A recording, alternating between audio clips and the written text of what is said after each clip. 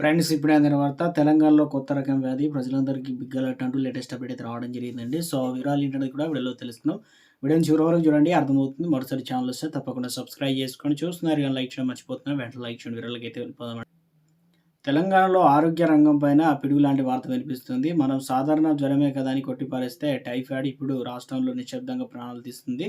కేంద్ర ప్రభుత్వం పరిధిలోనే రిజిస్టర్ అయిన జనరల్ ఆఫ్ ద ఇండియా విడుదల చేసిన తాజా నివేదిక ప్రకారం దేశవ్యాప్తంగా నమోదవుతున్న టైఫాయిడ్ మరణాల్లో తెలంగాణ టాప్ ప్లేస్లో ఉండడం కలకలం రేపుతుంది.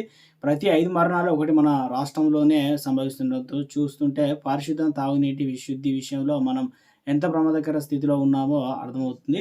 రిజిస్టర్ జనరల్ ఆఫ్ ఇండియా నివేదిక ప్రకారం 2023 దేశవ్యాప్తంగా టైఫాయిడ్ మరియు పారాటైఫాయిడ్ వల్ల 1000 మందికి పైగా ప్రాణాలు కోల్పోయారనమాట. ఈ జాబితాలో ఉత్తరప్రదేశ్ మొదటి స్థానంలో ఉండగా ఆ తర్వాత స్థానంలో తెలంగాణ నిలిచింది. నిజానికి ఉత్తరప్రదేశ్‌తో పోలిస్తే తెలంగాణ జనాభా చాలా తక్కువ. అయినప్పటికీ మరణాల శాతం ఇంత ఎక్కువగా ఉండడం వైద్య నిపుణులను ఆందోళనకు గురిచేస్తుంది. రాష్ట్రంలో నమోదవుతున్న ప్రతి మరణం వెనుక కలుషితమైన నీరు, అపరిశుభ్రమైన ఆహారం ఉన్నట్లు అధికారిక గణాంకాలైతే చెప్తున్నాయి. టైఫాయిడ్ వ్యాధికి ప్రధాన కారణం సాల్మోనెల్లా టైఫీ అనేటువంటి బ్యాక్టీరియా. ఇది ప్రధానంగా కలుషితమైన నీటి ద్వారా వ్యాపిస్తుందన్నమాట.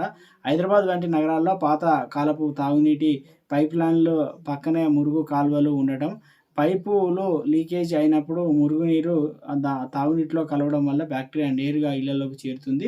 మురికివాడలో సరైన పరిశుద్ధ వసతులు లేకపోవడం, బహిరంగ మల విసర్జన వంటి అంశాలు ఈ ప్రమాదాన్ని మరింత పెంచుతూ ఉన్నాయన్నమాట.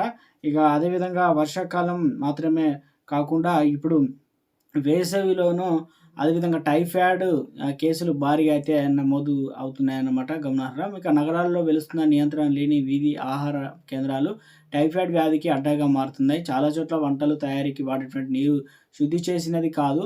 అలాగే ఆహారాన్ని తయారు చేసేవారు కూడా వ్యక్తిగత పరిశుభ్రత పాటించకపోవడం వల్ల బ్యాక్టీరియా సులభంగా ఇతరులకు సోకుతుంది. తాజా ఆహారం కాకుండా నిల్వ ఉంచిన ఆ పదార్థాలను వేడి చేసి అమ్మడం వల్ల టైఫాయిడ్ లక్షణాలు త్వరగా బయటపడుతున్నాయని డాక్టర్లు హెచ్చరిస్తున్నారు. జ్వరం వచ్చినా నిర్లక్ష్యం చేయడం వంటి అది పేగులకు గాయాలు చేయడం, రక్తంలో ఇన్ఫెక్షన్ వంటివి పెంచడం వంటి ప్రాణాంతక సమస్యలకు దారితీస్తుంది. టైఫాయిడ్ విషయంలో మరో భయంకరమైన అంశం ఏంటంటే మందులకు లొంగని బ్యాక్టీరియా. చికిత్స కోసం వాడే సాధారణ యాంటీబయాటిక్స్ ఇప్పుడు పని చేయడం లేదు. ప్రజలు డాక్టర్ల సలహా లేకుండా మెడికల్ షాప్‌లో మందులు వాడడం వల్ల శరీరంలో రోగనిరోధక శక్తి తగ్గి ఇక బ్యాక్టీరియా మరింత బలోపేతం అవుతుంది. నీటిని మరిగించి తాగడం, అదేవిధంగా బయట ఆహారానికి దూరంగా ఉండడం, జ్వరం వస్తే వెంటనే రక్త పరీక్ష చేయించుకోవడం వంటి జాగ్రత్తలు పాటిస్తే ఈ మృత్యువు నుంచి తప్పించుకోవచ్చని చెప్పేసి నిపుణులైతే సూచిస్తున్నారు.